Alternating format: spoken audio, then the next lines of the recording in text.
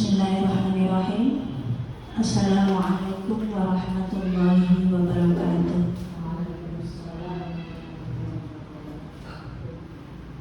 Alhamdulillahirabbil alamin wa bihi nasta'inu ala umuri dunya waddin wassalatu wassalamu ala asyrafil anbiya'i wal mursalin wa ala alihi wa sahbihi ajma'in.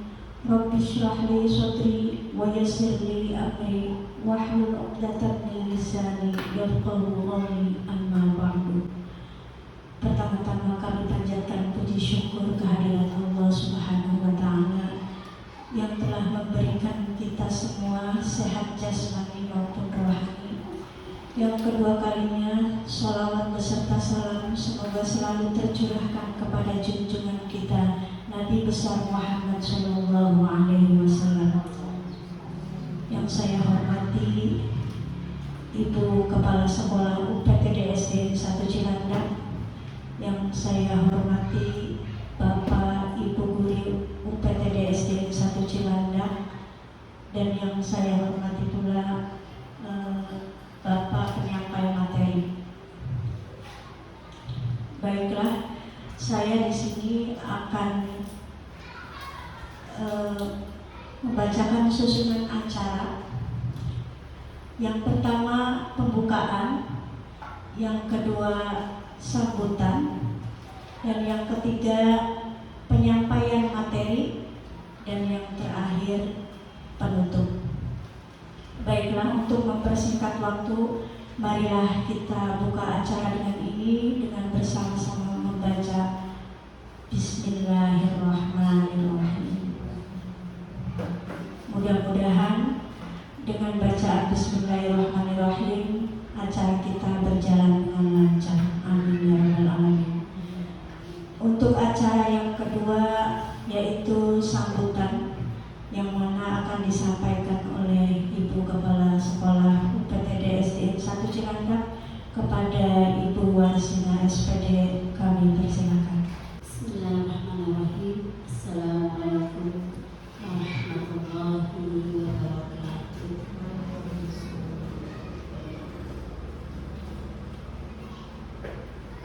Bismillah, alhamdulillah, la hawla wa la quwwata illa billah.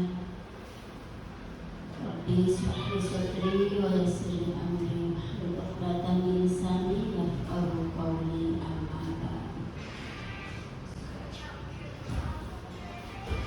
Bismillahirrahmanirrahim. Yang saya hormati Dewan Guru beserta Pak Irwanto sebagai penyaji,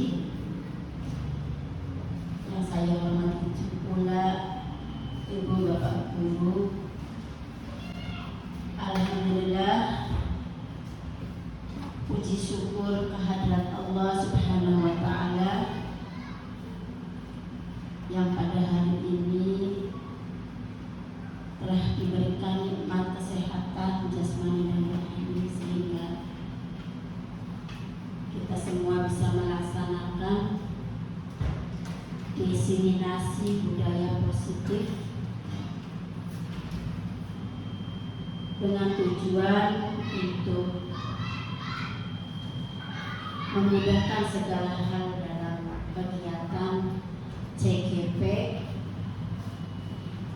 dan semoga dalam hal ini berjalan dengan lancar. Sholawat serta salam tak pula kami sampaikan kehadiran junjungan besar Nabi Muhammad Sallallahu Alaihi Wasallam. Semoga tercurahkan rahmat, barokah, dan inayahnya kepada kita semua.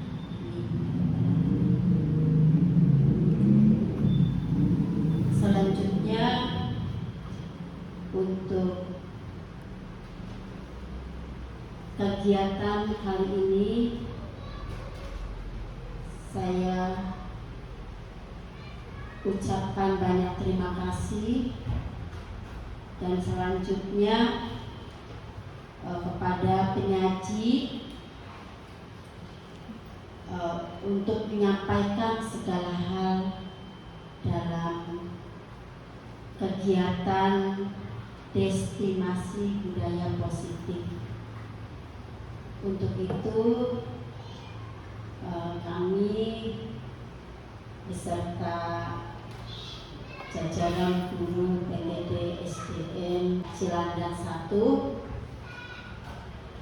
dengan ini kami mempersilahkan sebagai penyaji, silakan menyampaikan dalam segala hal. Baik, itu saja. Billahi taufiq wal hidayah. Wassalamualaikum warahmatullahi wabarakatuh.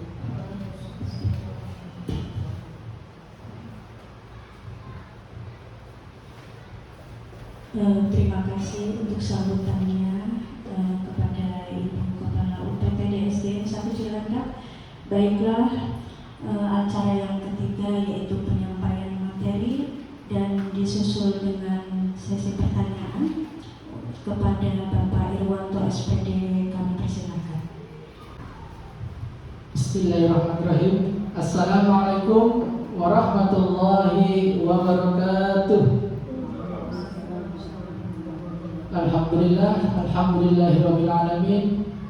Wa bihi nasta'in wa la umur dunya waddin. Wassalatu wassalamu ala asrafil anbiya'i wal mursalin wa ala alihi washabihi ajmain, amma ba'd. Yang kula hormati Ibu Kepala Sekolah UPTD SDN 1 Cilandak, yang kula hormati Bapak Ibu Dewan Guru UPTD SDN 1 Cilandak, yang mana pada kesempatan kali ini alhamdulillah mau menyempatkan waktunya untuk menghadiri undangan, yaitu salah satu diseminasi budaya positif. Diseminasi budaya positif ini merupakan salah satu tugas yang isinya kami calon guru penggerak supaya menyebarluaskan apa yang kami peroleh selama kegiatan CGP pada modul 1.1 ini. Jadi tujuan dari kegiatan ini itu kami disuruh untuk menyampaikan apa yang kami peroleh selama pendidikan kurang lebih 2 bulan belakangan. Nah, judulnya itu diseminasi budaya positif.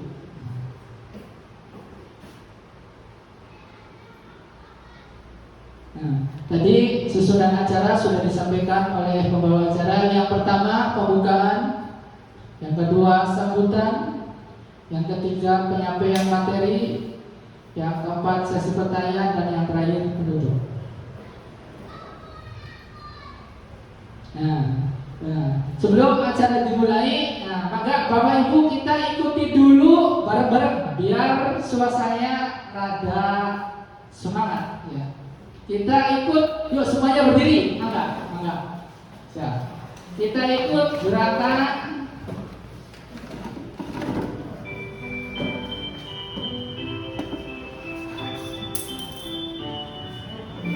ya. Mengajak Pancasila, beriman dan bertakwa pada Tuhan Yang Esa, dan berakhlak mulia, berkebinekaan global, gotong royong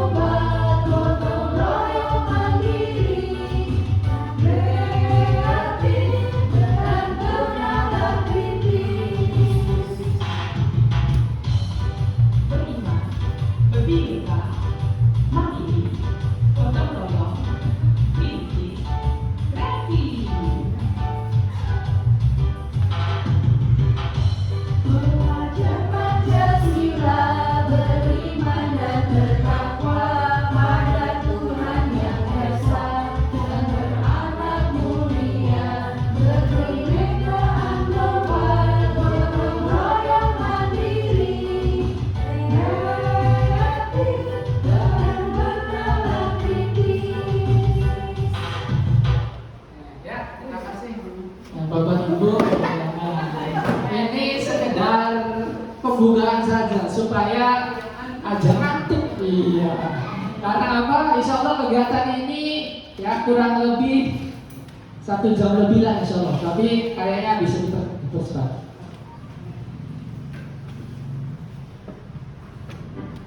Nah, sebelum kita masuk ke materi, kita bikin kesepakatan dulu, iya, biar acara ini berjalan dengan lancar. Kesepakatan yang pertama, peserta aktif dalam kegiatan. Jadi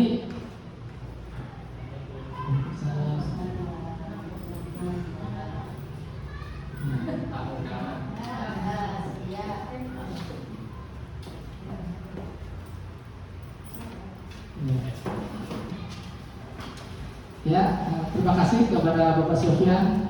Ya.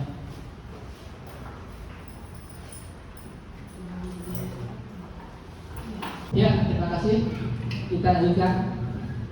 Oke. Kita awali dengan kesepakatan dulu, ya, biar insya Allah kegiatannya berjalan lancar. Kesepakatan yang pertama, peserta aktif dalam kegiatan. Jadi saya mohon kesediaan Bapak Ibu Dewan Guru untuk bersedia aktif dalam kegiatan. Yang kedua, menghormati pembicara dan orang lain. Jadi ketika ada orang lain yang berbicara, dimohon untuk saling menghargai. Yang ketiga, diskusi dalam keadaan bahagia. Iya. Walaupun cuacanya agak gerah, ya, biar kita usahakan dengan bahagia. Oke. Mau ditambahkan ini kesepakatan diseminasi. Barangkali taskia peragat tunggu basok atau primer. Setuju? Oke, siap. Iya. Oke, ini kesepakatan diseminasi pada hari ini. Oke. Nah, tujuan diseminasi yang pertama, ini cukup banyak Pak Bu. Yang pertama, mengidentifikasi pentingnya disiplin positif. Yang kedua, menganalisa 3 motivasi perilaku manusia. Yang ketiga, mendiskusikan pentingnya membuat keyakinan kelas. Yang keempat, mengidentifikasi 5 kebutuhan dasar manusia dari kasus murid. Yang kelima, menghubungkan teori kontrol guru dalam pembelajaran sehari-hari. Yang keenam, menyimpulkan kalimat yang termasuk hukuman atau konsekuensi. Dan yang terakhir, menyimpulkan penerapan segitiga restitusi. Nah, jadi ini tujuan kegiatan diseminasi pada hari ini. Mudah-mudahan ketujuh tujuan ini bisa tersampaikan. Dan ketika kita pulang, ada ilmu yang bisa dibawa. Mudah-mudahan, amin ya rabbal alamin. Nah, ini materinya. Ya, alhamdulillah, materinya cukup banyak. Yang pertama, disiplin positif. Nah, materi yang kedua, motivasi perilaku manusia. Yang ketiga, keyakinan kelas. Yang keempat, kebutuhan dasar manusia. Yang kelima, teori kontrol. Dan yang keenam, segitiga restitusi. Dari ke-6 materi ini, tujuan akhirnya adalah budaya positif. Nah, jadi kegiatan ini titik pangkalnya adalah menumbuhkan, menciptakan budaya positif yang ada di sekitar kita, khususnya di lingkungan sekolah. Nah, sebelum kita masuk lebih jauh, saya mau tanya dulu. Apa itu disiplin positif? Iya. Mungkin Bapak Ibu Guru sering mendengar yang namanya disiplin, sering mendengar yang namanya positif. Monggo Bapak Ibu Guru diminta untuk memberikan pemaparannya tentang apa itu disiplin positif. Monggo Ibu Yani, monggo.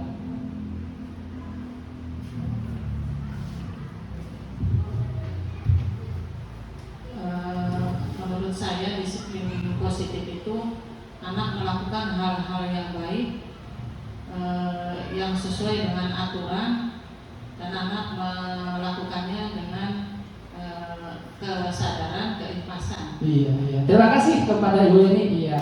Nah, tepuk tangan buat Ibu ini. Iya. Iya. Nah, selanjutnya enggak barangkali Ibu Afifah. Oh, Pak Sofian, iya. Pak Sofian, iya. Pak Sofian maka barangkali pernah terbenak di pikiran apa itu disiplin positif. Iya. Dari kata-katanya mungkin ini agak familiar ya. Iya. Kalau menurut saya mungkin menumbuhkan sifat positif yang tujuannya tanpa ada harapan hadiah atau imbalan. Iya. Terima kasih kepada Pak Sofian. Iya. Tepuk tangan untuk saya. Mangga apa barangkali? Oh, lagi nulis tugas ini masalah. Ya Pak. Oke. Tadi kata Ibu ini menumbuhkan seperti melakukan sesuatu tanpa adanya paksaan ya Bu ya. Iya. Kata Pak Sofian melakukan sesuatu tanpa adanya mengharapkan imbalan atau penghargaan. Apa yang tadi diucapkan oleh Ibu Heni, oleh Pak Sofian betul sekali. Jadi yang namanya disiplin positif itu adalah dalam budaya kita makna disiplin memiliki arti sesuatu yang dilakukan seseorang pada orang lain untuk mendapatkan kepatuhan.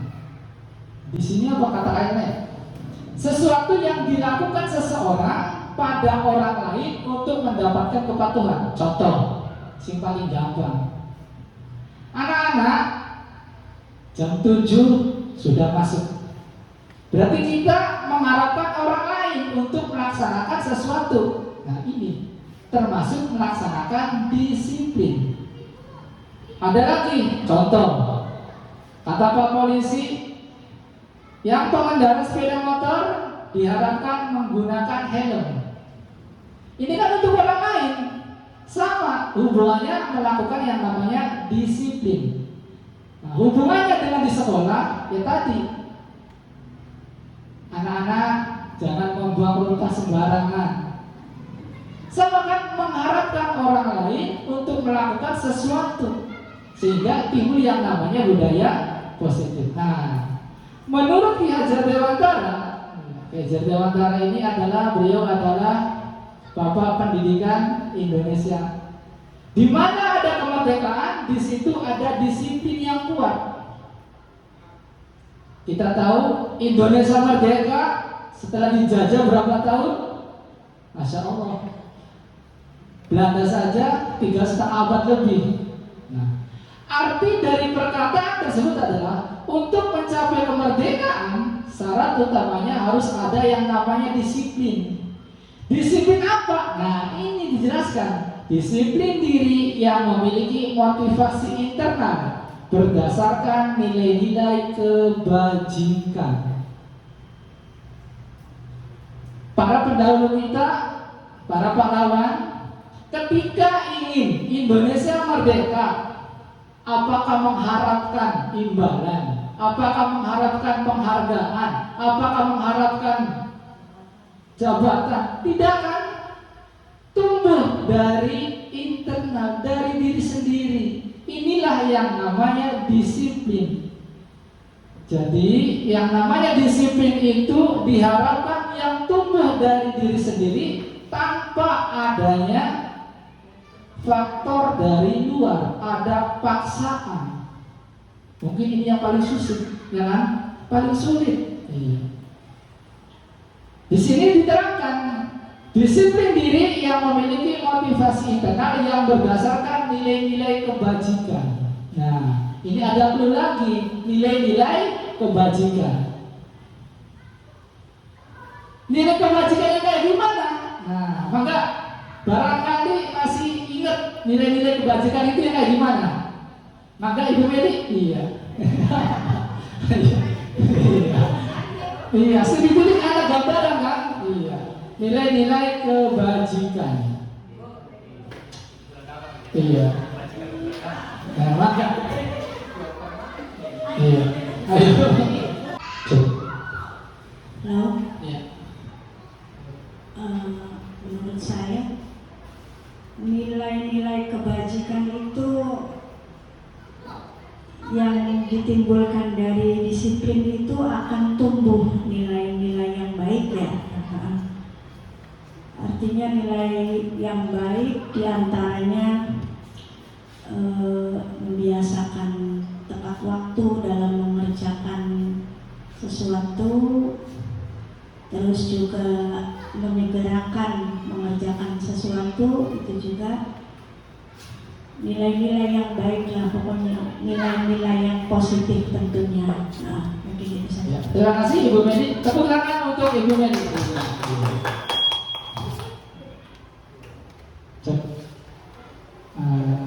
Ibu Ani barangkali punya pendapat, barangkali ya Ibu Ani ini yang masih muda.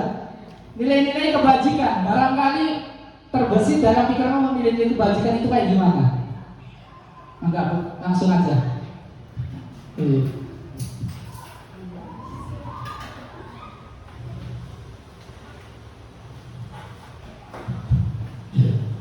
Ayo jangan marah-marah, lebih tenang Bu. Iya. Membela apa tenang?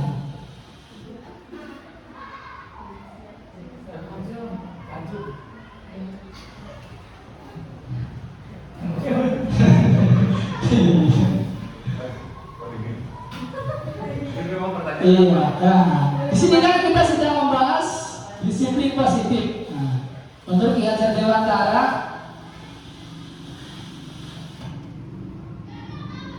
ketika ada kemerdekaan, di situ ada disiplin yang kuat. Nah, disiplin yang dimaksud adalah disiplin diri yang memiliki motivasi internal yang berdasarkan nilai-nilai kebajikan. Nah, nilai-nilai kebajikan itu yang kayak gimana maksudnya?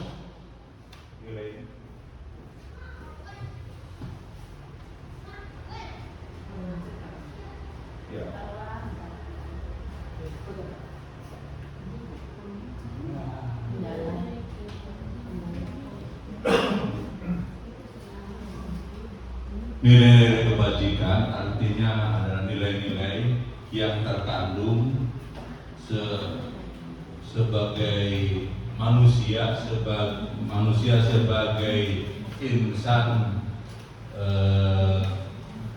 yang disebut makhluk sosial, yang memiliki nilai-nilai tinggi kebersamaan, kemudian nilai-nilai yang mengacu kepada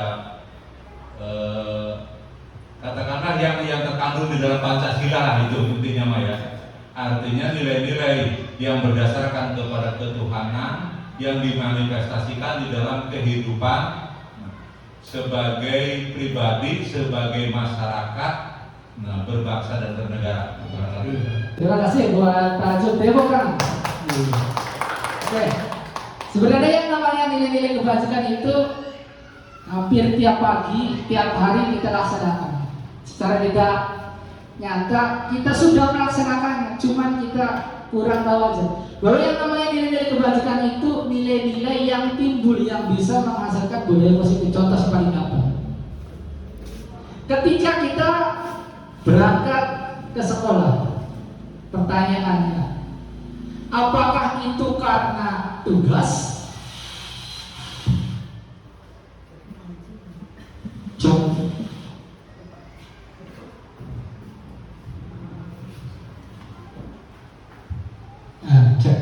Ya, ketika kita berangkat mengajar biasa tiap pagi, ternyata nilai-nilai kebajikan itu sudah ada dalam diri kita.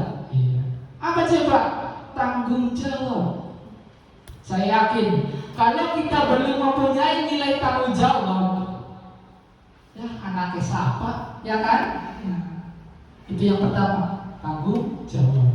Yang kedua, ketika kita tiap pagi jam 7 sudah masuk, sudah melaksanakan kegiatan belajar mengajar, kita juga sudah melaksanakan yang namanya nilai kebajikan yang lain, menghargai diri sendiri. Coba kalau kita punten, barangkali kesibukan, kita berangkatnya siang, orang lain lihat, wah itu guru ama berangkatnya siang dulu. Tanpa disadari kita itu sedang mencoreng kita sendiri. Ketika kita berangkatnya pagi, tiap pagi sudah siap untuk menerima peserta didik, kita juga sedang menghargai diri sendiri. Nah, inilah yang namanya nilai-nilai kebajikan. Dari nilai-nilai kebajikan ini akan timbul, akan tumbuh yang namanya budaya positif. Nah,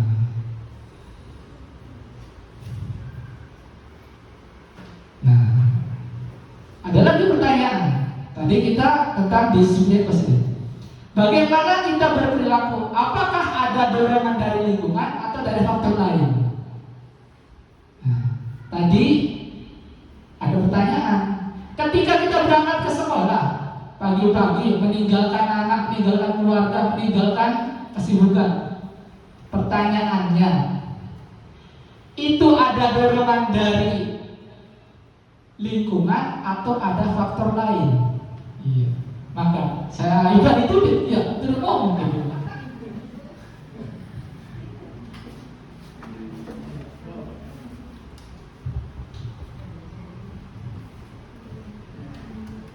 Bagaimana kita berperilaku? Apakah ada dorongan dari lingkungan atau dari faktor lain? Ibu Ani esok-esok makan sekolah, ya kan?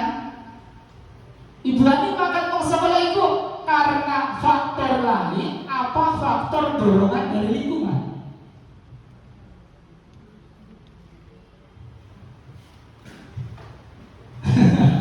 Ayo, Menurut saya mungkin dari faktor kita sendiri. Dari faktor diri sendiri. Ya, berarti Ibu Ani sudah meyakini nilai-nilai yang ada di diri kita ini.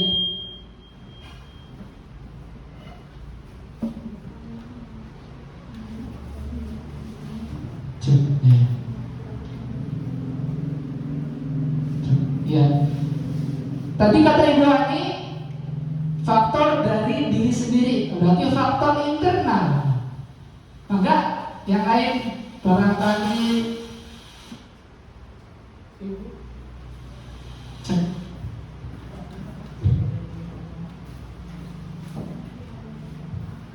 Ya, maka Ibu hari ini kayaknya belum ada suara ini. Soalnya kita sedang menunggu ini.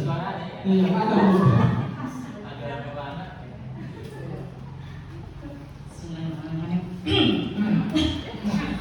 menurut pribadi saya itu faktor dari diri sendiri kita, dan di samping itu merasa kita mempunyai kewajiban atau tanggung jawab bila mana andai kata ya kalau kita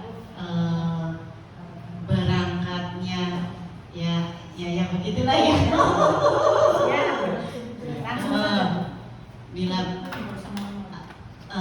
andai kata kita berangkatnya siang, terus gimana anak didik kita, atau kembali lagi ke anak saya, oh gurunya kayak gitu ya, berarti yang maaf gitu, berarti kesadaran diri sendirinya tuh masih tanda tanya besar. Dalam arti belum kayak tadi Pak Ir menyampaikan tuh, anggaplah anak itu anak saya gitu ya.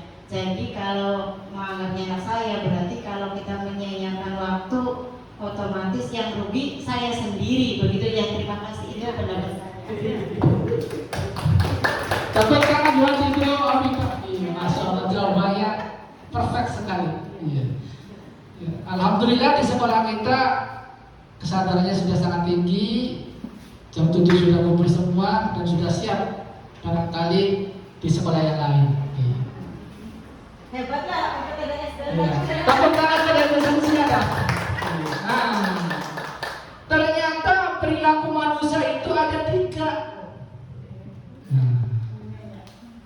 Kita lihat, yang pertama menghindari hukuman, yang kedua mendapat penghargaan, dan yang ketiga menjadi orang yang mereka inginkan, menghargai diri dengan nilai yang mereka percaya. Pertanyaannya, kita sudah di tahap mana ini? Apakah menghindari hukuman? Apakah mendapat penghargaan? Apakah menghargai nilai-nilai yang kita kita yakini? Yang bisa jawab hanya diri kita sendiri. Iya. Nah, sekarang kita jelaskan dulu.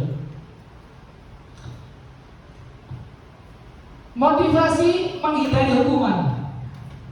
Contoh, ada anak, dia itu mau melakukan sesuatu karena takut, karena kalau tidak mengerjakan akan diberi hukuman. Padahal motivasi ini, nah perhatikan, ini ada tingkatan yang paling rendah. Karena apa? Motivasi ini bukan dari dalam, bukan dari internal, tetapi dari eksternal. Toh misal, ketika tidak ada hukuman, berarti anak tersebut mau melakukan tidak? Tidak. Kembali lagi ke kita. Ketika kita sholat, yang tidak sholat akan mendapatkan dosa. Pertanyaannya, kita sholat ingin mendapatkan pahala, ingin menghindari dosa, atau yang gimana? Oh, kebetulan. Iya. Jadi hubungannya sama antara yang di lingkungan masyarakat, yang di sekolah pribadi, yang namanya motivasi. Ya, kalau bisa menghindari hukuman, kalau bisa. Iya, kita jangan sampai di motivasi yang ketiga itu menghindari hukuman. Berarti kita itu terpaksa. Jadi kalau tidak ada hukuman, wah kita meluan kayak hukuman. Nah, itu yang pertama. Yang kedua, mendapat penghargaan. Sama tadi. Motivasi ini akan berjalan apabila ada imbalan.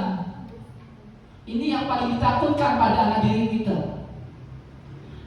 Ada anak diri kita, dia itu mau mengerjakan soal yang benar-benar, mau teman asli dia itu anaknya pinter.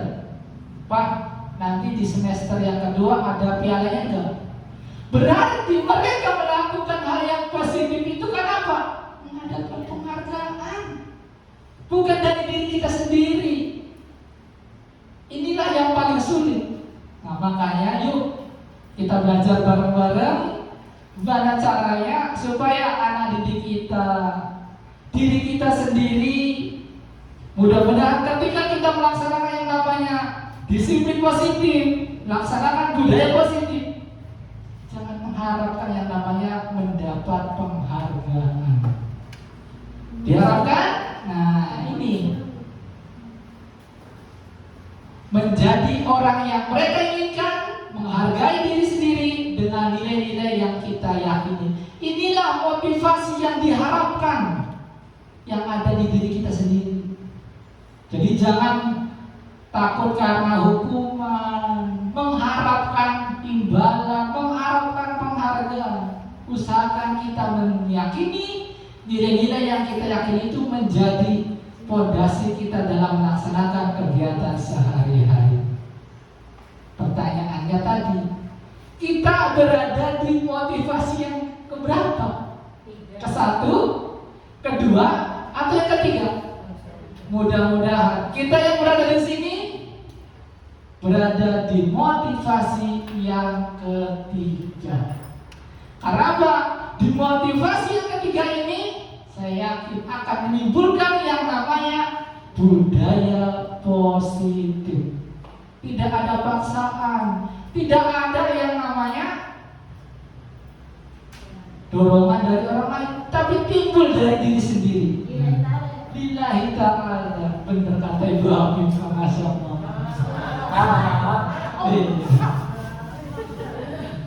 Nah,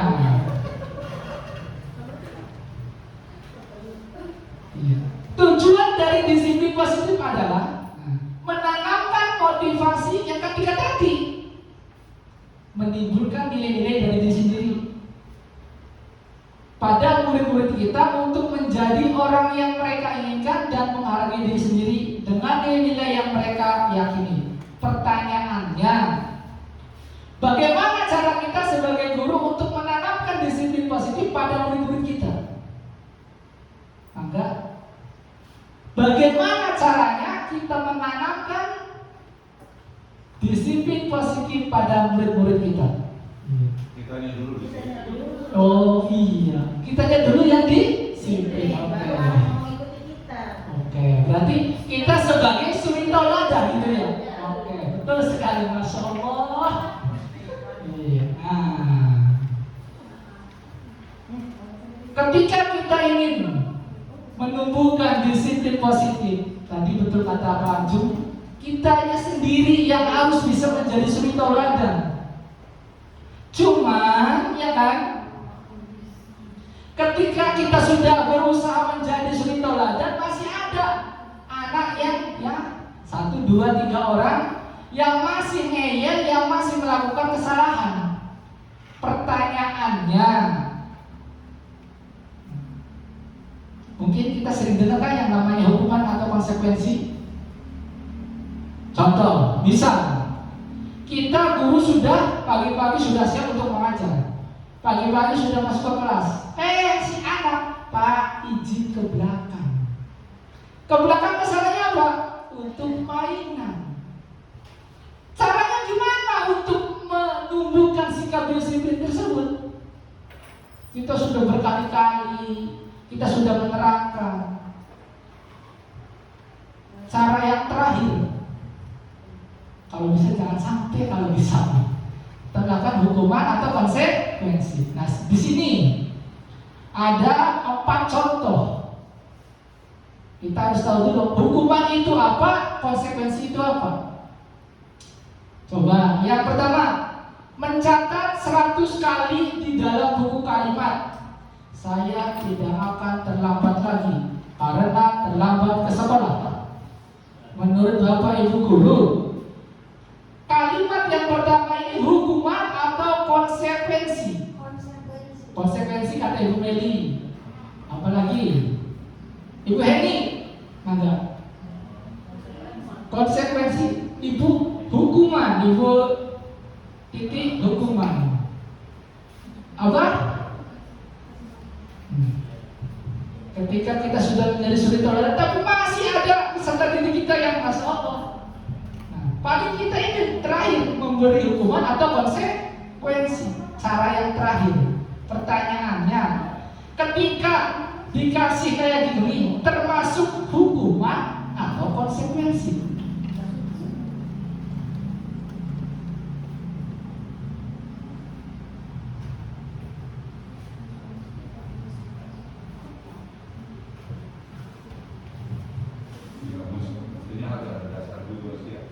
Jadi ketika bicara konsekuensi dari satu kedisiplinan itu kan, nah, mestinya itu kan ada kaitannya antara bunyi yang dinyatakan dalam disiplin dengan bentuk konsekuensinya itu. Jadi kalau tidak ada kaitan dengan itu, maka itu merupakan hukuman. Oke. Terima kasih buat Pak Anjum. Berarti kata Pak Anjum, mencatat 100 kali di dalam buku kalimat, saya tidak akan terlambat lagi karena terlambat sekolah, kata Pak Anjum itu hukuman. Yang kedua, lari mengelilingi lapangan basket 2 kali karena terlambat hadir di sekolah, hukuman atau konsekuensi? Oke. Hukuman. Konsekuensi dari terlambat. Oke. Yang ketiga, membersihkan coretan yang dibuat di meja tulis, konsekuensi atau hukuman? Membersihkan itu Konsekuensi. Ibu Meli konsekuensi, Ibu Titi konsekuensi. Yang keempat, murid diminta untuk push-up 15 kali karena tidak menggunakan masker ke sekolah, hukuman atau konsekuensi? Oke. Tadi dari pertanyaan 1, 2, 3, 4 masih belum ada kata sepakat. Karena kita belum tahu hukuman itu apa, konsekuensi itu apa. Yuk kita buka dulu.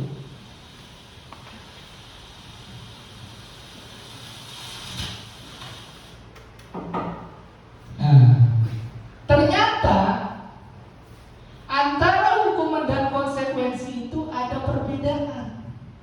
Perbedaannya apa coba? Nah, yang pertama, hukuman itu tidak terencana, bersifat satu arah, bisa berupa hukuman fisik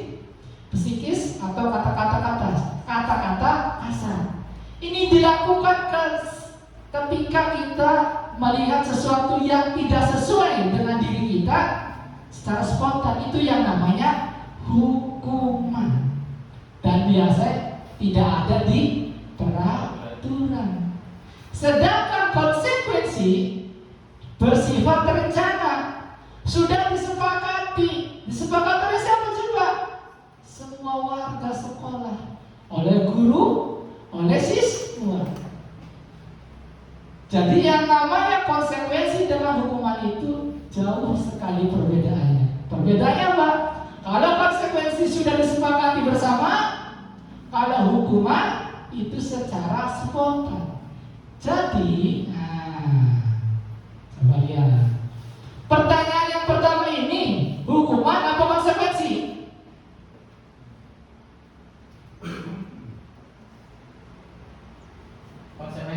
Konsekuensi.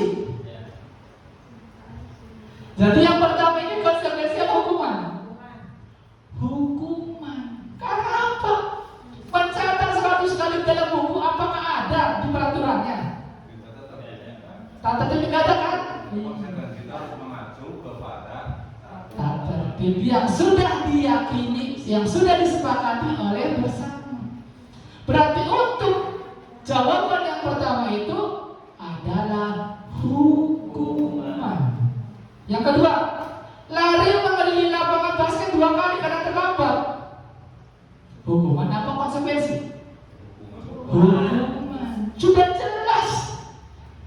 Apakah ketika terlambat anak lari-lari, kan tidak ada di peraturan, tidak ada di tata tertib. Nanti yang kedua ini adalah hukuman. Yang ketiga, membersihkan coretan yang dibuat di meja tulis. Ini baru konsekuensi. Karena apa? Kita kan di dalam kelas ada yang namanya tata tertib kelas, keyakinan kelas, peraturan kelas yang sudah disepakati oleh guru dan siswa. Jadi, pertanyaan yang ketiga ini adalah konsekuensi. Yang keempat, terakhir, paling gampang. Murid diminta untuk push-up 15 kali karena tidak menggunakan masker ke sekolah. Hukuman apa konsekuensi? Hukuman. Alhamdulillah, berarti dari keempat contoh soal ini kita sudah bisa membedakan mana yang namanya konsekuensi dan mana yang namanya hukuman. Jadi mohon aja sampai ketukar mani. Wah, konsekuensinya kamu harus lari-lari. Wah, salah. Itu hukuman.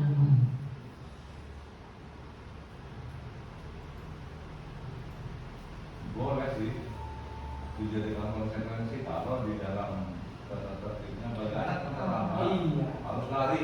Itu konsekuensi. Jadi konsekuensi itu dasarnya di peraturan. Nah, mengapa keyakinan kelas bukan peraturan kelas? Tadi kita kaitkannya dengan tadi. Konsekuensi adalah sesuatu yang sudah disepakati terhadap keyakinan kelas. Mengapa keyakinan kelas bukan peraturan kelas? Baru dengar kalau keyakinan. Nah, boleh tahu ya Pak? Iya. Saya juga sama. Alhamdulillah di pendidikan ini banyak ilmu-ilmu baru. Jadi mudah-mudahan kayak Ibu Medi, Pak Softan yang sebentar lagi akan mengikuti, insya Allah. Iya, Pak. Mengapa keyakinan kelas bukan peraturan kelas? Nah, kita lihat di sini.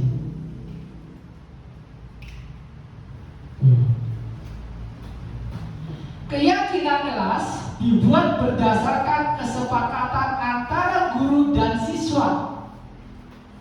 Ruang lingkupnya kelas. Sedangkan peraturan biasanya dibuat oleh guru. Pertanyaannya, ketika kita buat peraturan, apakah siswa diajak untuk berdiskusi? Tidak kan? Sama, saya juga waktu itu kepikiran lah, apa bedanya keyakinan dengan peraturan? Ternyata keyakinan itu didapatkan dari kesepakatan bersama. Itu keyakinan. Sedangkan peraturan aslinya itu kekuasaan milik guru. Anak tidak diikutkan untuk berdiskusi. Contoh, tata tertib sekolah. Jam 7.00 anak sudah masuk ke kelas. Apakah anak diajak untuk berdiskusi untuk menentukan kata-kata tersebut? Tidak. Nah, itulah yang membedakan antara keyakinan kelas dan peraturan kelas.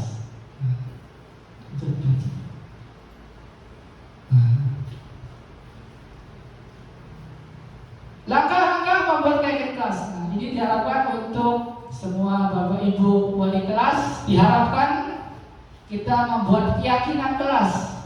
Jadi dari keyakinan kelas itu insya Allah akan timbul yang namanya budaya positif. Caranya gimana sih Pak? Yang pertama, mempersilahkan siswa untuk mencurahkan idenya secara bebas. Ayo anak-anak, keyakinan apa yang ingin kalian tumbuhkan? Keyakinan apa yang ingin kalian ciptakan? Si A, kebersamaan Bu, kedisiplinan Bu, gotong royong Bu, rajin Bu, taat Bu, semuanya itu apa? Dikeluarkan. Nah, ini langkah pertama. Dicatat semua. Yang kedua, mencatat semua masukan. Misal ada siswanya 20, ya jangan 20 semua dimasukkan semua, nanti ke aman. Kita tadi benang merah. Oh, ini anak tuh inginnya tuh kebersamaan, kedisiplinan, kebersamaan. Ganti kalimat negatif menjadi negatif. Ganti kalimat negatif menjadi positif. Jadi usahakan kita ketika membuat keyakinan kelas, jangan ada yang namanya negatif. Semuanya bagus, bagus, bagus. Karena apa? Ketika kita diawali dengan hal yang positif, insya Allah akhirnya juga positif. Tapi ketika kita diawali dengan hal yang negatif, nanti bisa enggak ya? Nanti gimana ya? Yakin terakhirnya juga itu akan berdampak tidak baik.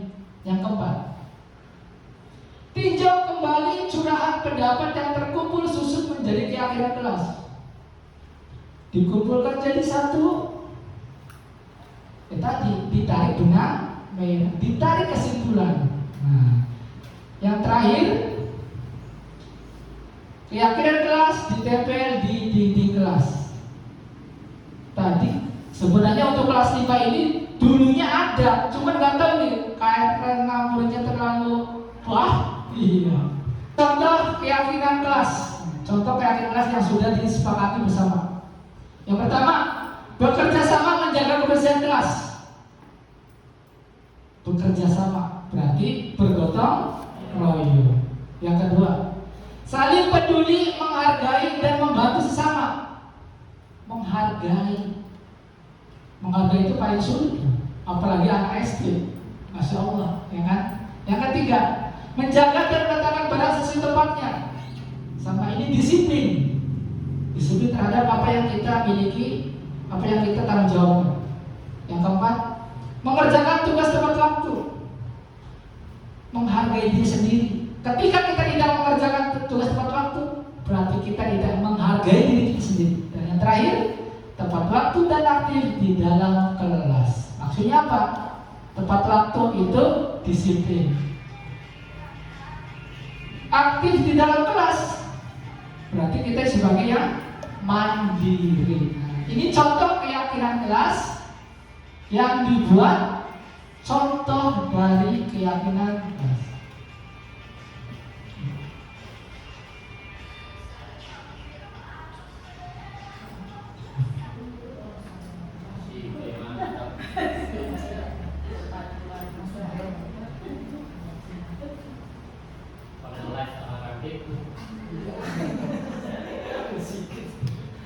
Nah, ini Selingan musik ya, selingan musik. Selama 2 bulan ke belakang, kami calon guru penggerak sudah belajar sampai 1.4. Yang pertama 1.2 itu 1.1 filosofi Ki Hajar Dewantara. Yang kedua, nilai dan peran guru penggerak. Yang ketiga, visi guru penggerak. Yang keempat, budaya positif. Nah, pada kesempatan kali ini kita akan menghubungkan konsep tersebut dengan disiplin positif yang berdasarkan teori kontrol, di mana dinyatakan bahwa ada suatu tujuan di balik sebuah perilaku manusia. Kita yakini, walaupun itu kegiatannya itu salah, yakin duweni tujuan tertentu. Setuju nih? Yakin, walaupun kita tahu kita itu salah. Contoh, ada orang yang mencuri buah mangga, tahu itu salah, itu dosa. Tapi saya tahu, kita yakin bahwa ketika dia melakukan sesuatu yang salah itu, yang itu mempunyai keyakinan, berdua mempunyai tujuan. Tujuan itu apa? Mungkin istrinya sedang hamil, ya kan? Walaupun itu salah. Jadi ketika, nah ini ada hubungannya dengan teori kontrol, di mana dinyatakan bahwa ada suatu tujuan di balik sebuah perilaku manusia. Kita juga percaya bahwa murid memiliki tujuan di balik perilaku mereka. Jadi ketika ada anak yang contohnya sangat hiperaktif, tiap hari gula, tiap hari nangis, kan pasti duweni tujuan masing-masing.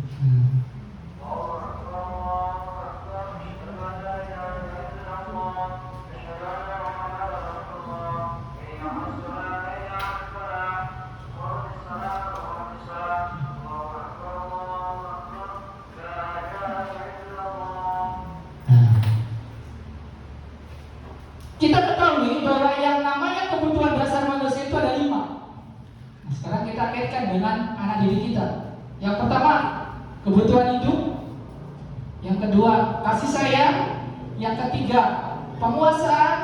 Yang keempat, kesenangan. Dan yang kelima, kebebasan. Inilah kebutuhan dasar manusia yang mau tidak mau yakin kita pasti butuh dia. Setuju tidak? Kita kebutuhan itu sandang, pangan, papan. Butuh tidak? Butuh. Semua manusia butuh. Yang kedua, kasih sayang. Apakah manusia tidak membutuhkan kasih sayang? Butuh. Jangankan kita yang masih normal, yang tidak normal saja sama membutuhkan kasih sayang. Yang ketiga, penguasaan. Nah, ini yang paling contoh. Ketika kita sudah jadi guru, kita pengen jadi kepala sekolah. Kita sudah jadi kepala sekolah, saya ingin menjadi pengawas, ingin jadi kepala dinas. Nah, ini namanya penguasaan. Yang keempat, kesenangan. Kesenangan ini hubungannya dengan hobi. Nah, biasanya ini untuk ibu-ibu, saya itu senangnya itu ke mall, shopping, jalan-jalan. Itu kebutuhan manusia, mau tidak mau itu ada. Laki-laki, hobi saya mancing, hobi saya main bola. Ini kesenangan. Yang kelima, terakhir, kebebasan. Kebebasannya kayak gimana? Kebebasan berekspresi, kebebasan sesuatu yang ingin dilakukan tanpa ada tekanan dari luar. 5 kebutuhan dasar manusia ini tanpa disadari, itulah yang kita rasakan saat ini. Sini dijelaskan. Kebutuhan bertahan hidup bersifat fisiologis, contohnya kesehatan, rumah, dan makanan. Sama tadi, sandang, pangan, papan. Kebutuhan kasih sayang, pasti kita membutuhkan pasangan hidup, membutuhkan teman, membutuhkan keluarga. Apakah ada manusia yang tidak membutuhkan orang lain? Tidak akan bisa. Karena apa? Manusia adalah makhluk sosial yang membutuhkan orang lain untuk menjalankan hidupnya. Yang ketiga, kebutuhan penguasaan. kekuatan. Tetapi ketika kita sudah jadi guru, kita bisa jadi kepala sekolah. Ketika sudah jadi kepala sekolah, kita harus mampu jadi pengawas. Ketika sudah jadi pengawas, kita mampu jadi yang lebih tinggi. Ini yang namanya kebutuhan penguasaan. Ketika kita sudah mempunyai kekuatan, timbullah dari diri kita itu naik ke atas.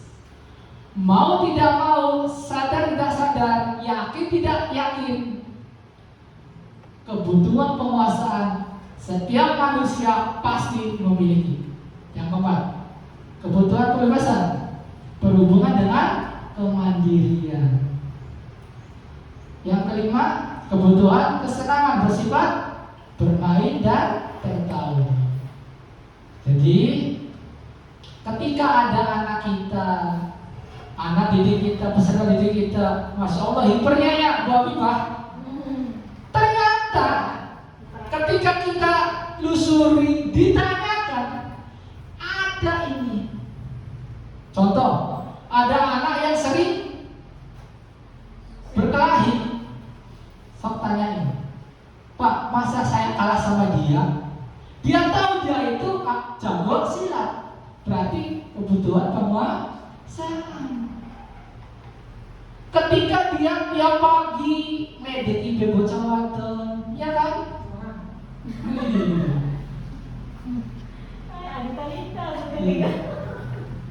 Dia tahu bahwa dia itu salah, tapi apa? Dia itu ingin dilihat oleh orang lain, oleh perempuan. Kebutuhan kasih sayang. Karena apa? Dia itu tidak ditemani. Laka batu aja kita lupa. Jadi ketika ada anak didik kita yang Masya Allah, ternyata setelah ditelusuri, inilah yang melatar belakang kebutuhan mereka. Jadi yuk kita bareng-bareng dari sini belajar menciptakan yang namanya budaya positif.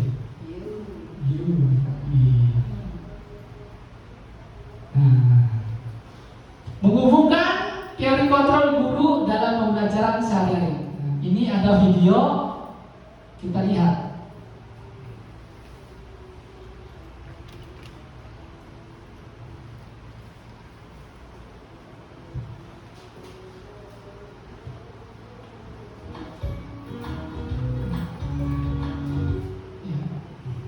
Salam bahagia Ibu dan Bapak Guru hebat.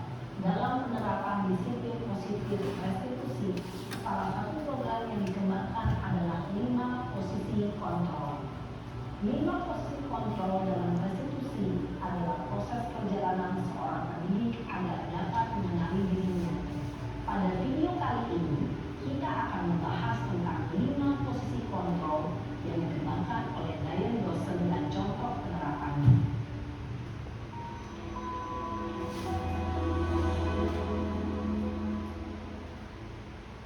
5 posisi kontrol itu adalah 1. Posisi penghukum. 2. Posisi pembuat merasa bersalah. 3. Posisi teman. 4. Posisi pemantau atau monitor. Dan 5. Posisi manajer. Untuk lebih memahami kelima posisi tersebut, mari kita saksikan kasus Naden yang terlambat hadir 20 menit di sekolah dan melihat bagaimana kelima posisi kontrol dalam menghadapi masalah tersebut.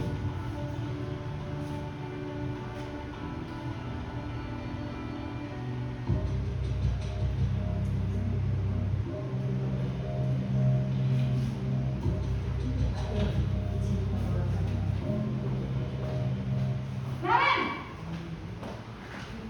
sini kamu. Selamat pagi Bu. Selalu terlambat. Kamu deh, pasti terlambat. Maaf Bu, saya Apa? Apa coba? Alasan kamu apa lagi? Kapan sih kamu tidak terlambat? Malas sekali ya kamu jadi anak. saya Dasar pemalas. Gak kapok-kapok sih kamu. Sudah berapa kali terlambat? Sana, kamu keliling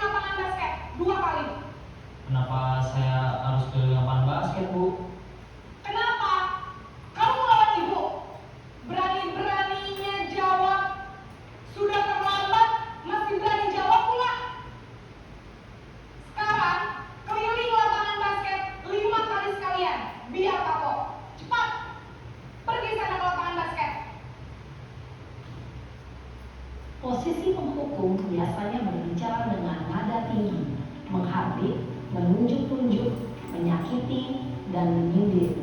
Hukuman bisa berupa fisik maupun psikis. Ibu dan bapak guru hebat. Dampak yang terjadi pada murid ketika guru berada pada posisi penghukum adalah murid cenderung akan memberontak, bahkan menyimpan dendam.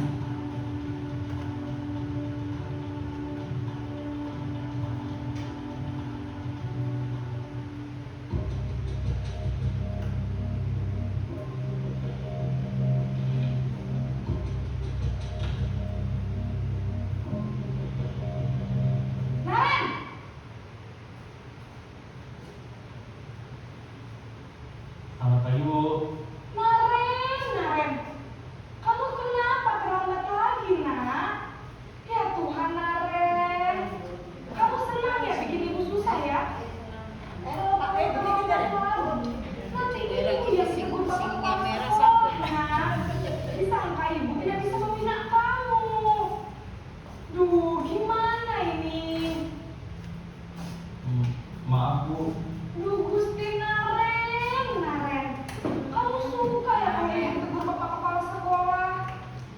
Terus, sekarang ibu harus tulis apa ini di buku absen? Ini kamu sudah sering terlambat loh. Ibu harus apa coba? Maaf, Bu. Maaf sekali. Ya sudah, lain kali jangan bikin ibu susah lagi ya nak ya. Ibu tidak akan kuat lagi kalau kamu begini terus. Bisa jantungan kalau ibu tegur bapak kepala sekolah. Sana cepat ke kelas. Maaf ya, Bu. Maaf sekali. Posisi pembuat rasa bersalah berbicara dengan nada tenang, cenderung lembut. Namun kata-kata yang diutarakan membuat murid merasa menjadi orang yang gagal, memandang buruk dirinya sendiri, merasa tidak berharga, dan tidak sanggup membahagiakan orang lain. Ketika guru mengambil posisi pembuat rasa bersalah, murid akan menganggap dirinya yang bersalah dan ia akan menyimpan emosi negatif tersebut di dalam dirinya.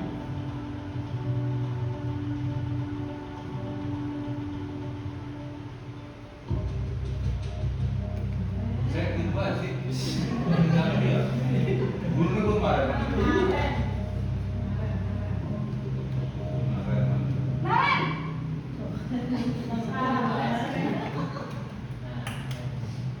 Selamat pagi, Bu. Wah, sudah jam berapa ini nak? Terlambat lagi ya sayang. Iya, Bu. Habis ibu saya lupa bangunkan saya, Bu. Kamu malah menyalahkan ibu kamu. Kamu bukannya anak yang banyak kerja. Kok terlambat sih? Iya, Bu. Saya memang terlambat bangun tadi.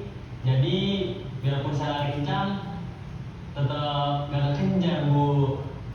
Ya sudah sana. Nanti lain kali larinya lebih kenceng lagi ya. Biar gak terlambat lagi. Bikin seneng ibu. Demi ibu. Bisa kan? Bisa lah, Bu. Ya sudah sana masuk kelas. Ibu beresin urusan absen kamu. Kamu ini ada-ada saja. Dalam posisi teman, guru berbicara dengan nada suara ramah, akrab, cenderung bersenda gurau untuk menjaga suasana tetap santai. Murid akan merasa senang, aman, dan akrab dengan guru. Identitas yang tercipta adalah identitas sukses atau berhasil. Namun, perlu diingat, karena ini masih dorongan eksternal, maka ada faktor ketergantungan dari murid kepada orang tertentu. Di sini guru absennya, sehingga di lain waktu murid bisa berperilaku baik, namun hanya kepada orang-orang tertentu saja.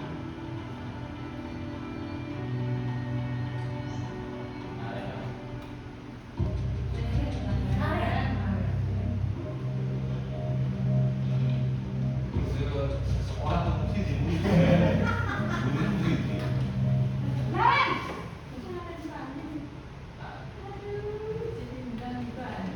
Selamat pagi, Bu.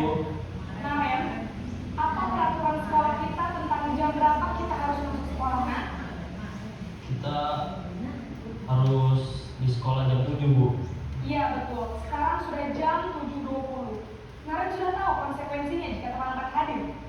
Paham Bu, saya harus tinggal kelas pas jam istirahat selama 20 menit. Iya benar, konsekuensinya demikian. Jadi nanti jam 9.30 pas istirahat, kamu harus tinggal di kelas, kerjakan tugas tambahan untuk ketertinggalan kamu, ya? Baik Bu. Posisi pemantau mengandalkan penghitungan atau data untuk mengontrol murid. Guru mengarahkan murid berdasarkan peraturan dan konsekuensi. Seorang pemantau menunjukkan bahasa tubuh dan ekspresi wajah yang datar dan cenderung formal.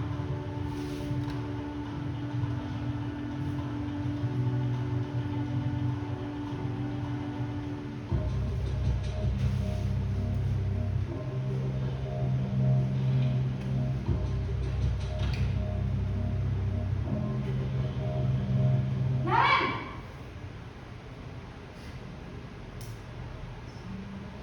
Selamat pagi Bu. Selamat pagi Naren. Maaf Bu, saya terlambat. Iya, sekolah masuknya jam 7, sekarang sudah jam 7.20. Jadi sekarang bagaimana ini Naren? Maaf Bu, saya lupa setel alarm saya semalam. Baiklah, menurut kamu, keyakinan sekolah yang mana yang perlu kamu tingkatkan? Menghargai diri sendiri dan orang lain mungkin ya Bu. Setuju. Jadi, apakah Naren meyakini prinsip saling menghormati tersebut? Iya Bu, saya meyakininya. Apakah Naren bersedia memperbaiki masalah keterlambatan ini? Bersedia Bu. Bagaimana kamu akan perbaiki masalah keterlambatan ini? Saya akan coba untuk tidak lupa menyetel alarm saya Bu. Baik, kalau Naren lupa menyetel alarm di rumah, ada orang yang kira-kira bisa bantu mengingatkan tidak? Ada Bu, kakak saya, Kak Emma. Ada lagi selain Kak Emma? Selain Kak Emma, ada ibu saya. Baik, jadi yang mengingatkan Naren adalah Kak Emma dan ibu kamu ya? Kira-kira akan mulai setel alarm kapan nih Naren? Setelah pulang sekolah, akan segera saya lakukan. Baik, jadi Naren akan setel alarm untuk bangun besok pagi dan akan diingatkan oleh kakak dan ibunda Naren ya. Ada lagi yang mungkin perlu dilakukan Naren agar tidak terlambat bangun lagi. Tidak ada Bu. Baik Naren, terima kasih untuk kerjasama kamu. Sekarang kamu perlu kembali ke kelas untuk belajar. Baik Bu, terima kasih. Ini saya mama guru perfect. Posisi manajer adalah posisi kontrol yang disarankan untuk membimbing murid memiliki sikap disiplin yang positif, yaitu murid yang mandiri, bertanggung jawab, dan dapat memecahkan masalah. Tujuan dari posisi ini adalah agar murid dapat berefleksi atas tindakannya. Guru akan dengan tulus memberikan pertanyaan-pertanyaan bermakna, sehingga membuat murid dapat belajar dari kesalahannya dan mencari sebuah solusi untuk menyelesaikannya. Ibu dan Bapak guru hebat, setelah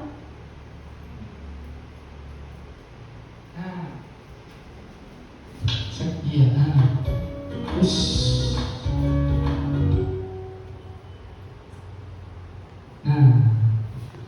ya, tadi kita sudah menyaksikan 5 posisi guru.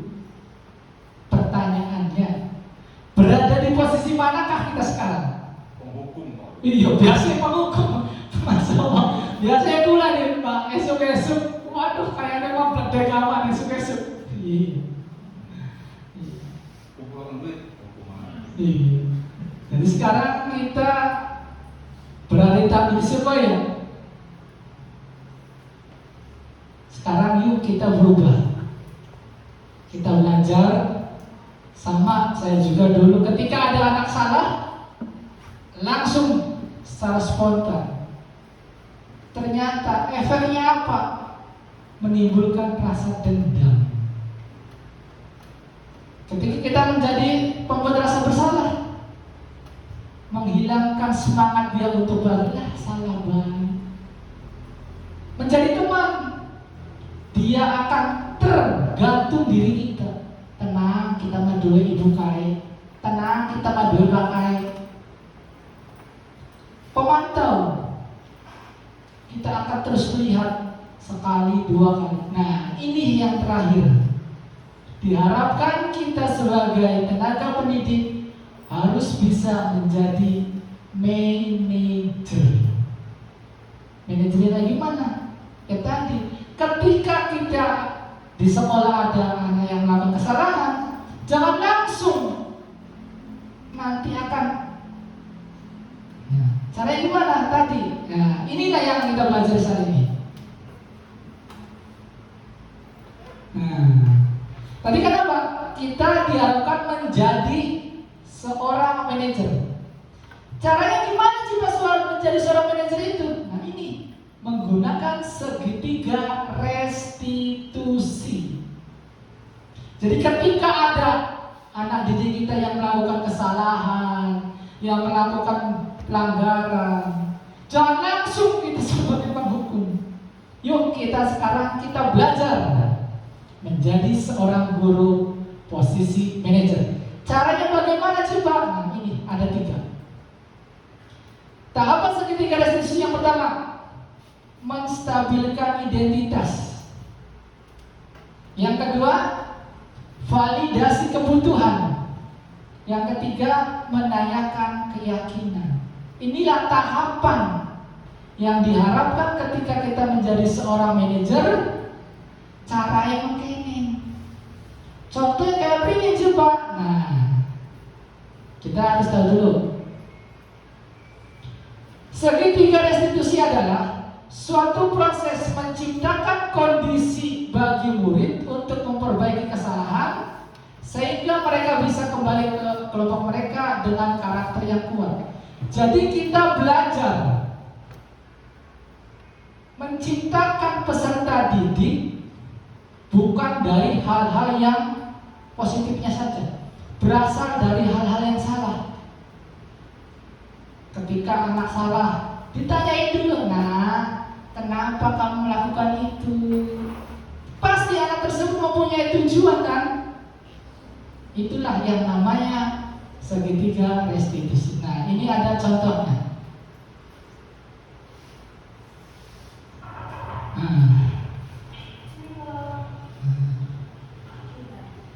Ini ada contoh segitiga restitusi.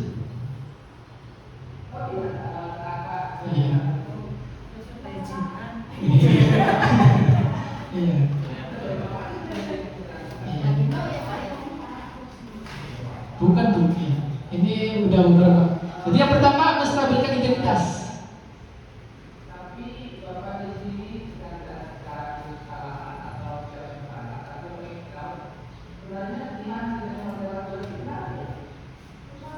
Yang kedua, validasi kesalahan, menanyakan kenapa melakukan tersebut.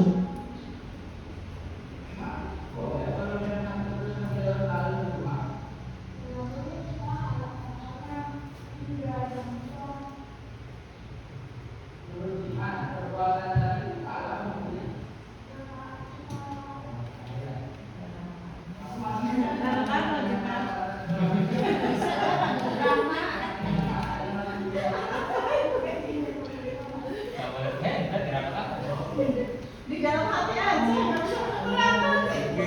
Bangunnya pulang tiran mau rapu yang ini. Kalau tiran mau rapu yang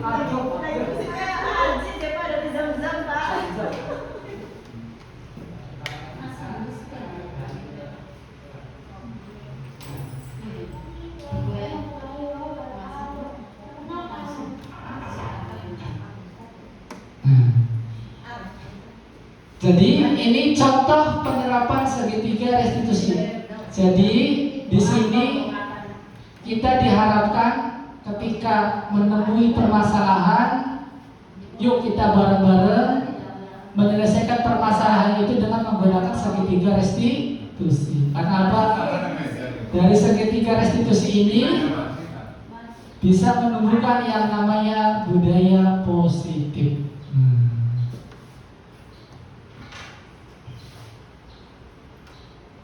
Ya, alhamdulillah, terima kasih. Iya, Masya Allah.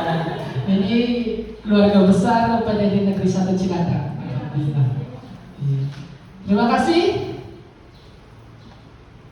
Itu ya sedikit pemaparan apa yang saya terima selama pendidikan calon guru penggerak dari modul 1.1 sampai 1.4.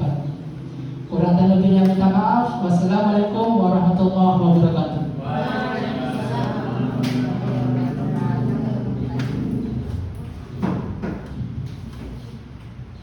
Terima kasih atas pemaparan materinya oleh Bapak Irwanto SPD. Ini sangat bermanfaat sekali bagi kita semua, khususnya kita sebagai pelajar. Acara yang keempat yaitu penutup. Marilah, alhamdulillah, acara ini selesai dengan lancar. Mudah-mudahan kedepannya, terutama kita sebagai pendidik, lebih baik lagi. Kita tutup acara ini bersama-sama dengan membaca hamdalah. Alhamdulillahirabbil alamin. Saya sebagai pembawa acara mengucapkan banyak terima kasih atas segala perhatiannya. Mohon maaf atas segala kekurangan. Billahi taufiq wal hidayah. Wassalamualaikum warahmatullahi wabarakatuh.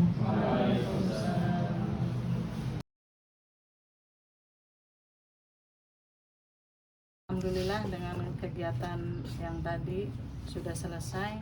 Menurut saya kegiatan ini menambah ilmu baru, menambah pengetahuan bagi guru-guru agar kita bersama-sama mendidik atau membimbing anak didik kita selalu berkebiasaan budaya positif. Itu saja dari saya. Terima kasih. Assalamualaikum warahmatullahi wabarakatuh. Alhamdulillah dari kegiatan tadi penyampaian materi yang tadi disampaikan mudah-mudahan bermanfaat bagi guru-guru di sini, terutama guru dan anak didik semuanya. Dari yang tidak tahu semakin tahu, dan untuk menambah wawasan bagi kami di sini sebagai guru. Terima kasih. Itu saja. Billahi taufiq. Wassalamualaikum warahmatullahi wabarakatuh. Assalamualaikum warahmatullahi wabarakatuh. Menurut saya dengan kegiatan tadi itu adalah hal positif, terutama bagi kita sebagai pengajar. Menurut saya itu baik. Mudah-mudahan kita sebagai pengajar dengan kegiatan tadi bisa lebih baik lagi untuk menumbuhkan hal-hal yang positif kepada murid kita. Mungkin itu saja. Wassalamualaikum warahmatullahi wabarakatuh. Assalamualaikum warahmatullahi wabarakatuh. Waalaikumsalam warahmatullahi wabarakatuh. Alhamdulillah, alhamdulillah. Hari ini kita akan membuat keyakinan keras. Nah, apa? Keyakinan keras ini sangat penting guna apa? Mendampingi kita 1 tahun ke depan. Nah, ada yang tahu tidak keyakinan keras itu apa? Belum tahu kan?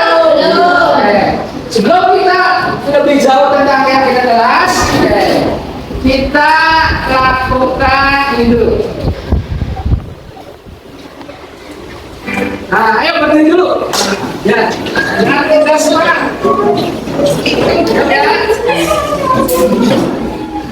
Ya, satu. Ikut lagi.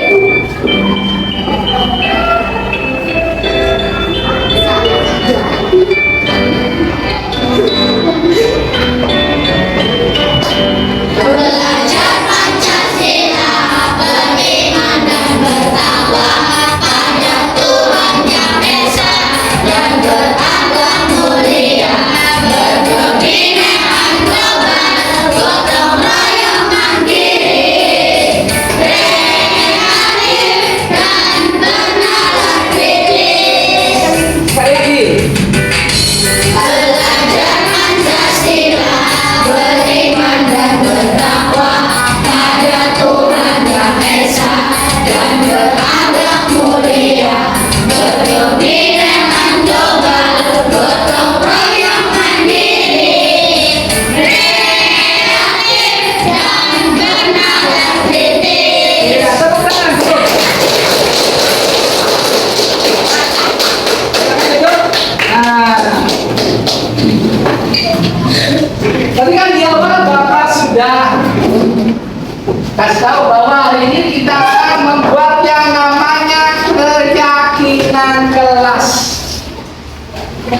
Apa coba keyakinan kelas tuh? Sesuatu yang diyakini secara bersama-sama yang berasal dari pengetahuan nilai-nilai kebajikan. Jadi yang namanya keyakinan kelas itu adalah nilai yang diyakini secara bersama-sama, bukan hanya Bapak sendiri, tetapi diyakini, disepakati bersama oleh Bapak dan oleh kalian juga. Dari nilai-nilai kebajikan. Kalau nanya, nilai-nilai kebajikan itu yang kayak gimana ya? Coba Bapak minta Sugi. Rajin. Ini dia. Paisan. Menghargai diri sendiri. Cipa. Gotong royong. Jihan. Tanggung jawab. Sugi sudah. Irdan. Peduli. Akbar. Kesantunan. Ya, apa yang tadi disebutkan oleh teman kalian itulah yang namanya nilai-nilai kebajikan. Pak, kenapa tadi kita melakukan gerakan yang namanya Belajar Pancasila? Muara dari kegiatan ini diharapkan kalian bisa apa yang kalian kerjakan, apa yang kalian lakukan itu seperti profil Belajar Pancasila. Sama membuat keyakinan juga. Buat apa? Supaya kalian bisa melakukan yang namanya budaya positif. Budaya positif muaranya ke Belajar profil Belajar Pancasila. Oke. Ada yang tanyakan? Apa bedanya keyakinan kelas dan peraturan kelas? Oke, pertanyaan yang sangat bagus dari Amanda Nabil. Pak, apa bedanya keyakinan kelas dengan peraturan kelas? Kalau keyakinan kelas itu diyakini secara bersama-sama oleh Bapak, Ibu guru dan oleh kalian, itu yang namanya keyakinan kelas. Sedangkan peraturan kelas itu nilai yang dibuat oleh satu orang, cuma satu arah. Siapa sih Pak? Bapak, Ibu. Contoh. Pak, kalau peraturan kelas, peraturan itu apa? Contoh. Peraturan sekolah. Nah, di UPTD SDN 1 Cilanda. Jam 7.00 sudah masuk jam pelajaran. Nah, makanya yang bikin peraturan itu kalian ada atau tidak ada? Tidak ada. Karena apa yang bikin cuma Bapak Ibu? Lain halnya dengan keyakinan kelas. Kalau keyakinan kelas, diyakini secara bersama-sama yang berasal dari penyatuan nilai-nilai kebajikan. Nah, tadi nilai kebajikan ada yang tanggung jawab, menghargai diri sendiri dan orang lain, rajin, peduli, kesopanan, kebersihan, dan masih banyak lagi. Paham Nabil? Oke, lanjut.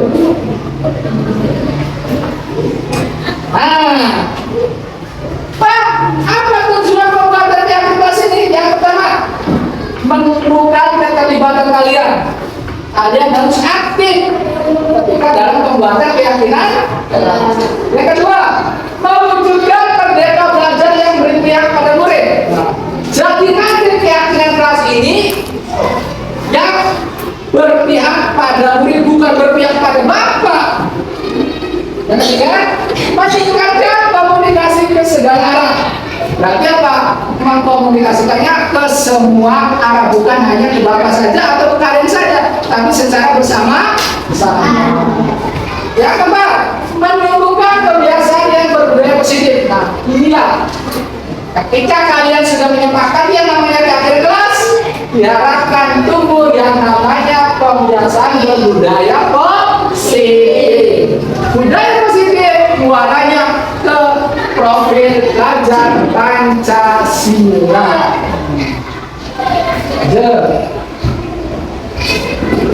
Nah, sebelum kita buat keyakinan kelas, kita lihat dulu gambar. Ini ada berapa gambar?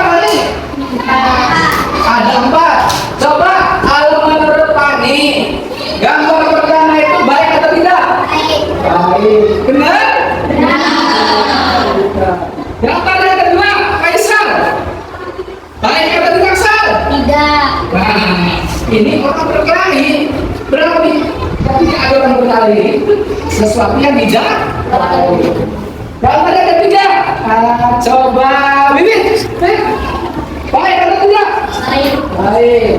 Gambar yang keempat, Firly, baik atau tidak? Baik. Baik. Nah, ini ada kata-kata yang lebih bagus. Disiplin kunci kesuksesan.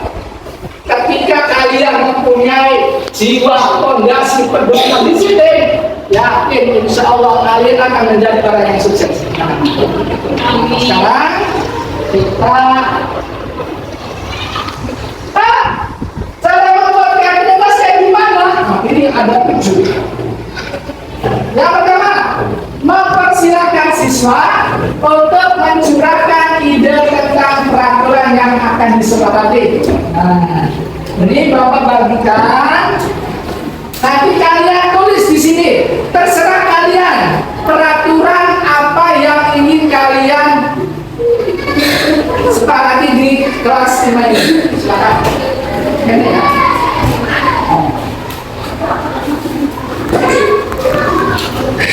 Nggak usah dikasih nama, langsung saja. Yang sudah langsung ditempelkan di alam kagaka.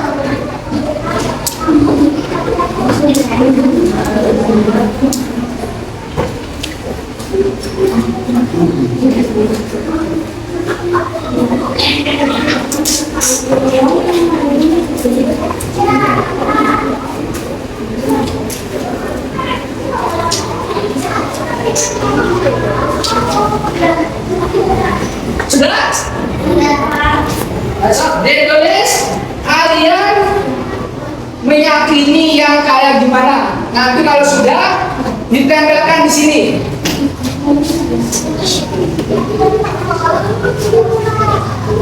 Sudah? Sini. Oke, sini.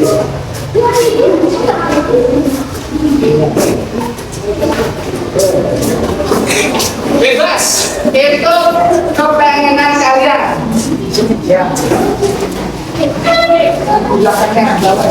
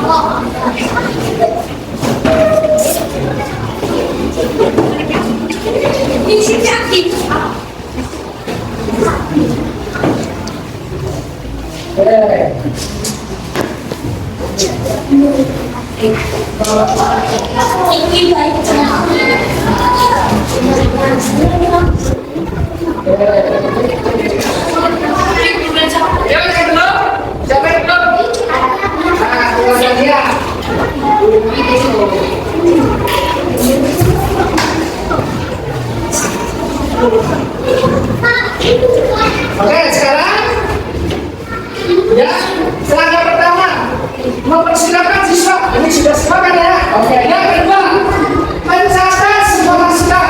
Nah, mencatat semua masukan itu kita kumpulkan. Nah, berarti coba siapa yang mau maju sama Bapak? Nah, ayo Kaisa. Gak apa-apa. Dikumpulkan yang disiplin semua. Ya. Rajin.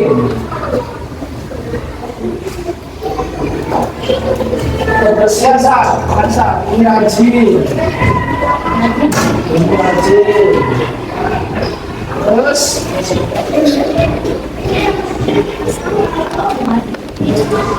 menghargai,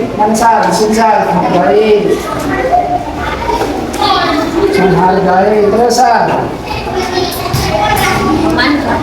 langsung dulu. Ada sulit juga. Tiket, cari yang bikin tiket. Nah, pilih di sini, Sa. Nah, tiket. Terus kerjasama,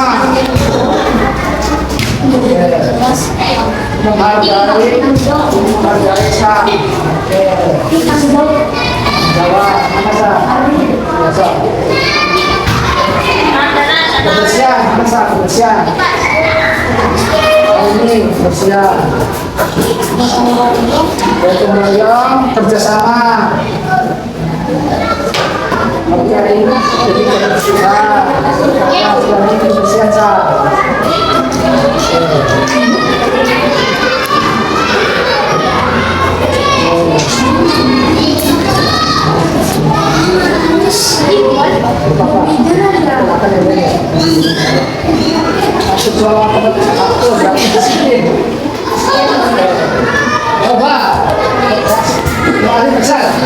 Berarti di sini ada berapa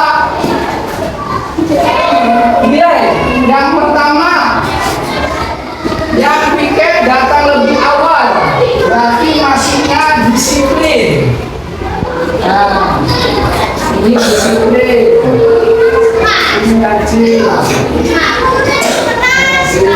menghargai, gotong royong, kebersihan, tanggung jawab. Apa perbandingannya? Satu, rajin. Terus gotong royong, kedisiplinan, apa? Menghargai, ya peduli. Nah, coba kita sudah mencatat semua masukan. Sekarang Bapak minta perwakilan satu orang untuk mencari kata-kata ini. Ada nggak yang kalimatnya negatif? Siapa yang mau maju? Jian. Ya, cari yang di sini di awal dengan negatif ada dua.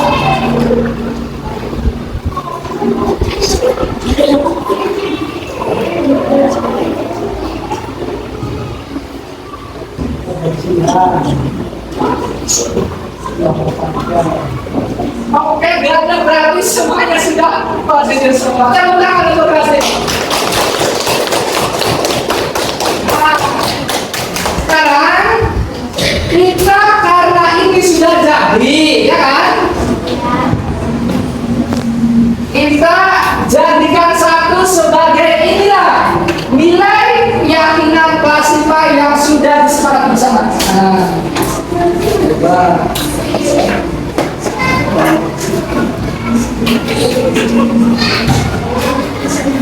Siapa yang mau bersedia? Sini. Rajin. Kalau rajin, kata-kata dalam keyakinan klasify apa? Ayo. Kalau rajin berarti apa? Semangat dalam belajar. Ditulis, terus ditempelkan di sebelah sini. Berarti keyakinan kelas 5 yang pertama, semangat dalam belajar. Oke. Yang kedua, disiplin. Kalau disiplin apa?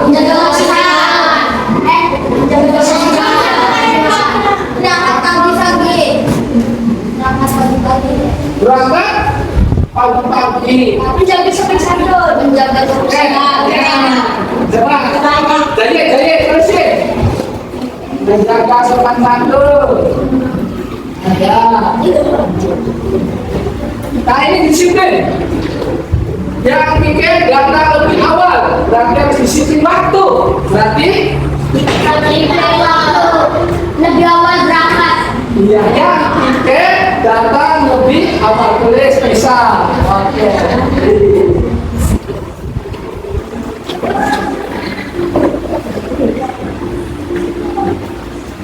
Semangat dalam belajar sudah. Ayo, jadi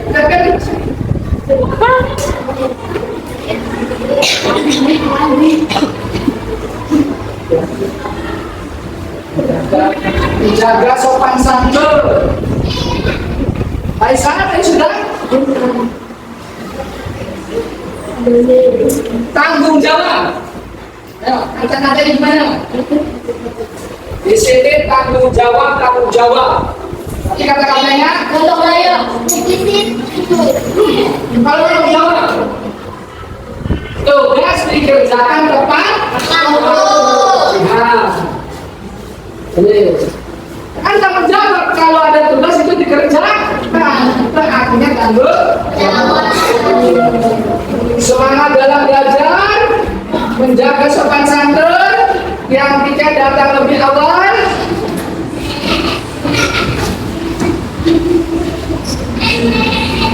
Ini ada kata-kata gotong royong bersama. Apa ya kata-katanya? Membuang sampah. Membuang sampah. Membuang sampah bersama-sama. Bersama-sama. Ayo kalau gotong royong. Menjaga kebersihan. Menjaga kebersihan.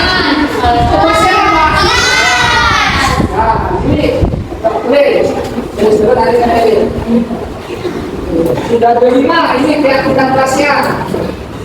Tanggung jawab sudah, kebersihan sudah, gotong royong sudah, menghargai belum? Menghargai. Menghargai apa berarti kata-katanya?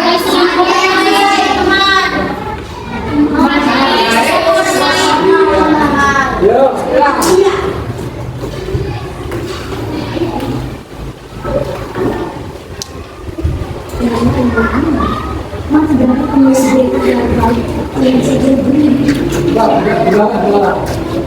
Oke, berarti ada 5 keyakinan kelas yang kita sepakati bersama. Oke. Oh, dengar.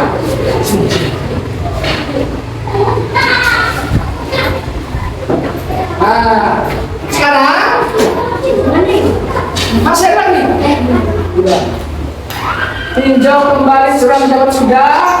Tinjau ulang yang tersusun 3-7 keyakinan. 1, 2, 3. Nah, meninjau dan menyetujui dengan menandatangani. Ya enak. Pakainya cap jempol, pakai pulpen, geser-geser tangan. Nanti bergantian kita berangkat ke ini. Ayo silakan. Dari sudi dulu. Pakai tangannya dipakai kasih tinta.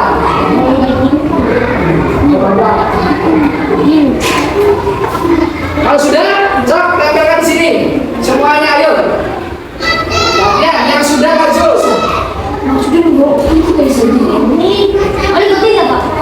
Satu tinta. Tinta, oke. Gantian. Enak kan aku? Jempol. Ya, jempol.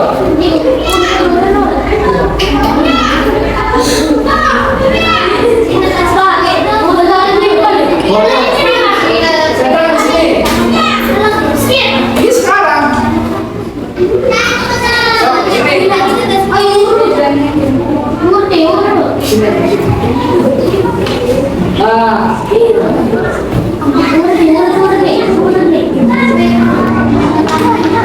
Hapus. Gantian dimana saja boleh, dimana saja boleh. Ada yang lebih susah. Sini.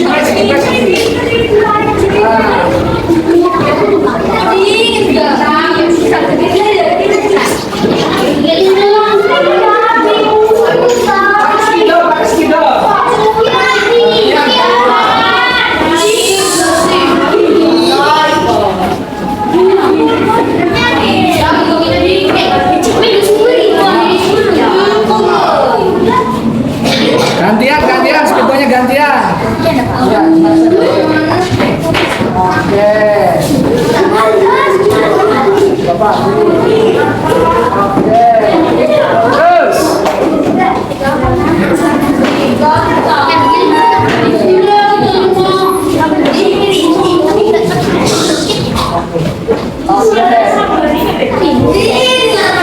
Ayo, yang belum?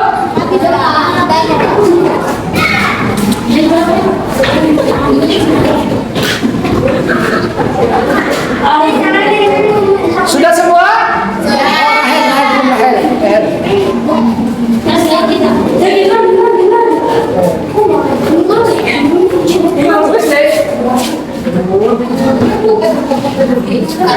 Iya. Sudah semua? Oke. Ayo yang belum. Kalau sudah duduk. Ini. Oke. Terus, ayo cepat.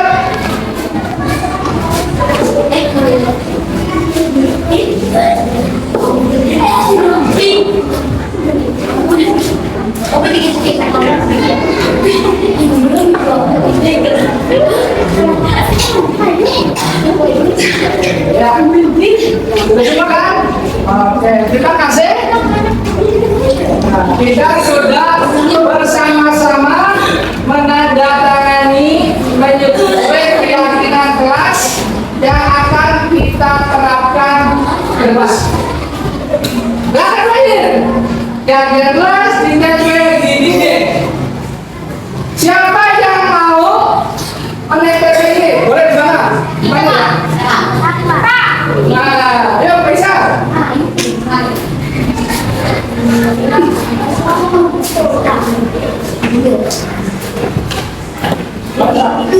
Jangan kelihatan Sal, nah, di sini aja Sal.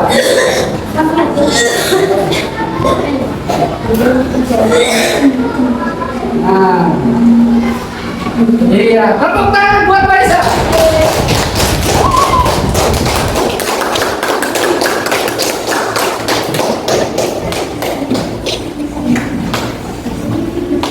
Nah, alhamdulillah keyakinan kelas kita sudah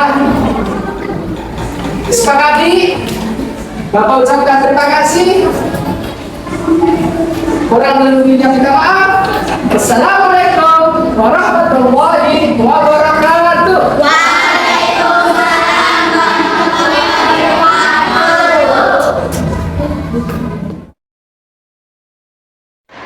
Assalamualaikum warahmatullahi wabarakatuh. Saya Nabil dari kelas 5. Saya sangat senang sekali dengan kegiatan perbuatan keyakinan kelas pada hari ini, dan saya akan menerapkannya dengan senang hati. Assalamualaikum warahmatullahi wabarakatuh. Saya Akila dari kelas 5. Saya merasa bahagia dalam menyusun keyakinan kelas ini, dan saya akan menerapkannya dengan penuh tanggung jawab. Assalamualaikum warahmatullahi wabarakatuh. Saya Jian kelas 5. Saya sangat senang sekali dengan kegiatan pembuatan keyakinan kelas pada hari ini, dan saya akan menerapkannya dengan senang hati.